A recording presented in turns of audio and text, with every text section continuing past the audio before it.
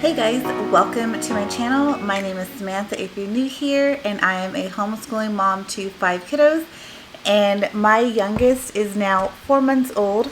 So in today's video I wanted to share with you guys 5 tips for how to homeschool or how to make the transition into homeschooling with a newborn.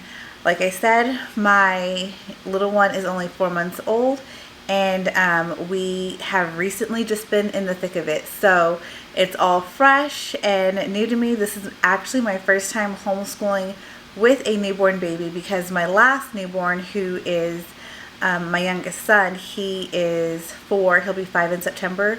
When he was born, my kids were actually all, well, my oldest 2 were in public school, and my number 3, she was in her last year of, I guess, preschool.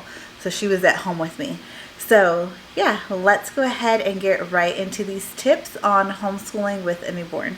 Okay, so first and foremost, and this one I think is really good to implement in pregnancy as well, especially if you know, like if you're looking forward to getting pregnant or you've recently become pregnant, and if you already know that you don't have like easy pregnancies. Like for me, I tend to have very uncomplicated pregnancies, but I suffer with HG, and every time I've had it really bad with 3 of my pregnancies. So my 3 girls were the worst, and it seems like each time I have it with a girl, the length of time that I have HG is longer and longer. So if that's something for you as well, like you know that you suffer with morning sickness really badly, maybe to the level of HG, even if it's not that even if it's not that bad, you know that you still suffer with it.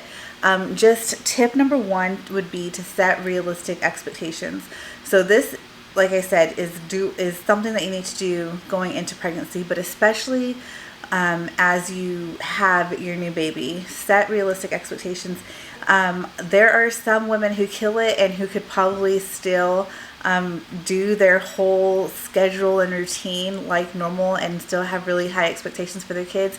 But for the bulk of us, that's not the case, and it shouldn't be the case either. You shouldn't have that pressure on yourself to continue working and scheduling and having a routine at the same pace that you had before you had a new baby.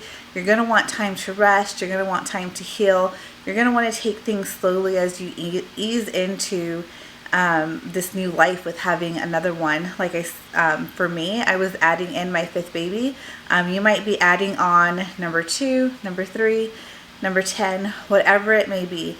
The transitions can tend to get easier, especially as your kids get older and you have older kids to help you and not so many toddlers that you're trying to manage. I have always found, well, over the last few years, I have found that my hardest years of mothering a new baby were when I had multiple toddlers. So when I went from 1 to 2 and 2 to 3 was much harder than going from 3 to 4 or 4 to 5 kids. And that's just because I'm not dealing with as many littles at once anymore. So set realistic expectations. You may have to adjust your routine or your schedule, and that's okay. Your school days may look differently. The amount of days that you school may look differently. You may have to adjust your routine or your schedule however your homeschool flows, and that's okay. Just be okay with that. Be okay with maybe lightening the workload or whatever it may be. Just make sure that you know going into the birth of your baby, and whether you have a home birth or a hospital birth, being home with baby and having everything's going to be different. It's going to be all different. So that's number 1. Number 2, and this is a big one because I feel like as moms, a lot of times we're often always tired or frequently tired, or we have a lot of tired days, and that's to be expected. We are moms, we're homeschooling, we are taking our kids to their activities, like we are doing a lot. So being tired can come with the territory of being a mom, but this one is my tip number 2 is don't homeschool tired. And what I mean by that is don't homeschool when you are so tired that you're delirious. And this hasn't happened to me every postpartum, but there have been a couple of my babies that weren't great sleepers in the beginning, and I am seriously deliriously tired. Like, I wake up and I just have no idea like what is going on day in, and I mean, I do know, but I feel like I'm just like in some kind of warped time zone, and all of my days are starting to mix together, and all of life is starting to mix together, and you're just so tired that you're delirious. Don't homeschool in that state. That can like be your antecedent to having lots of frustrations and struggles in your homeschool, whether that be on your end or your kiddos' end. You're likely not going to be nearly as patient as you normally are, so that's going to affect the mood of your homeschool. You might be short. Being tired, I know for me, for myself, usually comes with like a very short temper. And so when I say don't homeschool delirious, that's why you're not usually yourself when you're in that state of tired. Take breaks, sleep in, take naps, get the rest that you need. It's okay to homeschool in the evening if that's when you have the most energy and you want to get a couple subjects in. It's okay to homeschool in the afternoon. That kind of goes along with setting realistic expectations. If you normally wake up at 7 o'clock and you're homeschooling by 8:30, 9 o'clock, you might have to shift that a little bit, and that's okay. I know for me, since having my baby, we have started school after 10 o'clock. We've been starting between 10:30 and 11, and normally that would pain me, like just my structured brain and how I do things. That's normally really hard for me, but I've had to be willing to let go of that rigidity that I tend to have. And I've had to be okay with, okay, I'm going to sleep in today because I'm extra tired. And if that means we're starting school at 11, it's okay. School's going to get done. But your health is really important. You are no good to your kiddos if you're not healthy. And the foundation of our health is sleep and making sure we are well rested. So do whatever you need to do to ensure that you are not homeschooling in a state of being so tired that you're delirious. And number 3, if you have older kids, this can be a little harder if you're in the season of having lots of littles. So say you're welcoming baby number 2 or 3, and you're going to have 3 under 5 or 3 under 6, or maybe it's even 4 under 6. If you have a lot of littles, this can be hard. But for my other mamas on here who have multiple kids, like maybe you're adding in your 5th baby, or even if you're adding in 2 or 3, but there's a large span between your kids, if you have older kids, get them and allow them to help you. What I've learned in this season is that my older 2 really, really enjoy teaching and helping me teach or read to their younger siblings. So allow them to help you and to be those helping hands that you need.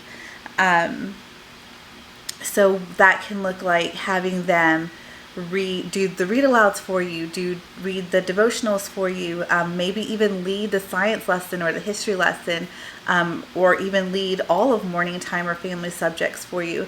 However that looks, and depending on your kid's age, I would even say, like, if you have a kindergartner or preschooler who maybe hasn't wanted to take a break from their work, see if one of your older kids even wants to go through a little lesson with them. I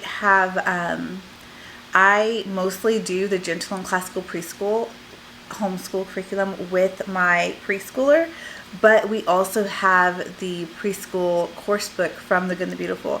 And so if I ever need help from, whether it be my husband because he works from home, or any of my older 2 kids, there's like a variety of things that they could do with him that he would need help with. So the Good and the Beautiful preschool lessons are maybe 10 minutes long. They're usually 1 page on the front or 1 page front and back. Super easy, and they can always get on the iPad and have him watch the alphabet videos on there. Or because Gentle Classical, the way it's set up, they can read his memory statement board with him and do that with him, and then read his book with him. So don't be afraid to have your older kids help you in that area. What I really one, it helps their relationship and their bond, but it's also really good for older kids to teach back what they know. That's how they really get an understanding of the information that they're learning, but also it's just another skill of being able to teach someone else. So get your big kids to help you if you have those older kids. And number 4, this is huge and so helpful. I don't know that I can function if I didn't have these things at my fingertips. So use a swing, a bouncy seat, or a baby carrier, and just allow yourself to have hands-free time. This gives you the ability to work with your younger kiddos, work with your older kiddos. And I feel like this one's kind of common sense, but I even found myself like earlier on when my baby was just a month old or so, like just constantly holding my baby and not really putting her in her swing or her bouncy seat. Not for any like particular reason, but just cause. And then I kind of felt stuck, like I couldn't do what I needed to. And then I kind of had like this aha moment, like those things are helpful to help me be available to my other kids. And so we don't have a whole lot. My favorite swing that I've used for all of my kids except for this baby is the Fisher-Price Cradle and Swing.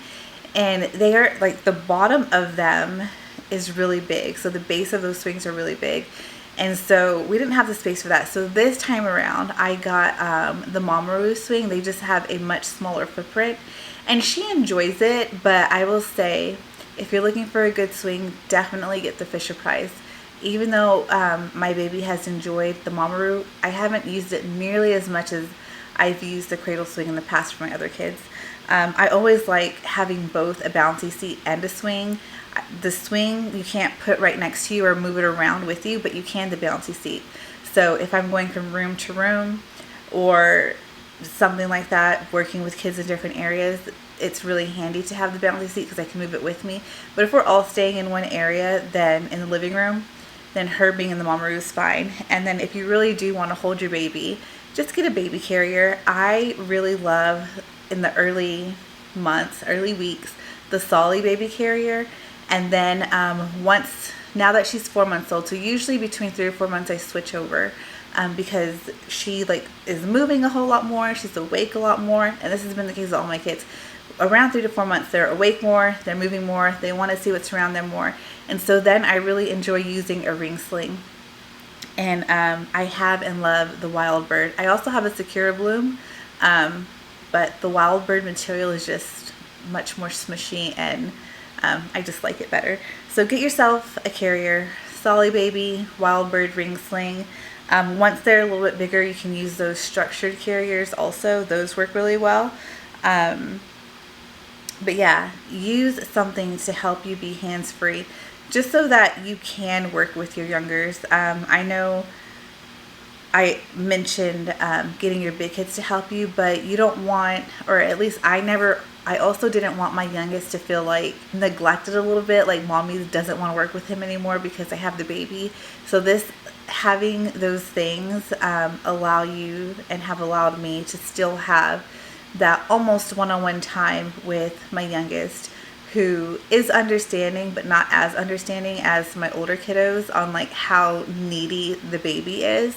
So it still allows me to be able to get that time that he needs with me and the snuggles that he wants from me. So yes, that is number 4. And then number 5, last but not least, be okay if you have to set the books aside. One of the joys of homeschooling is the freedom and flexibility of time. You will have time to get back into those books and to get through the lessons that you want to get through. But in the season of having a new baby, if it's too much, allow yourself to be okay with setting the books aside.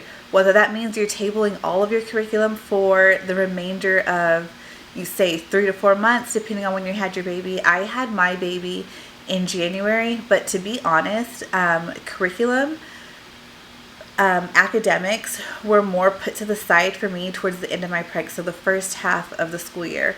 We have since January really picked back up on our schoolwork. So because of like the end of pregnancy and the aches and pains and the tiredness, and again dealing with the HD, I struggled more at the start of our school year from the fall through December, and than I have since baby's been born. And that's just because of how my pregnancy went.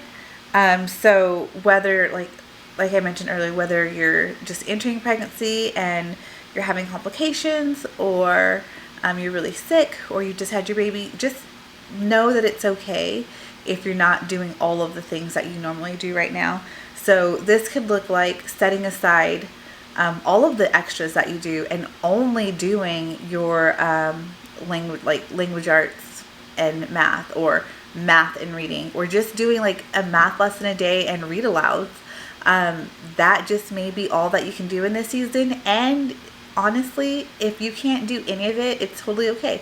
Give your kids the freedom to read on their own, read independently if they can, and then to just learn about the things that they want to learn. Like, let them have this time to do research projects, experiments, and anything that they can really do and figure out and learn on their own.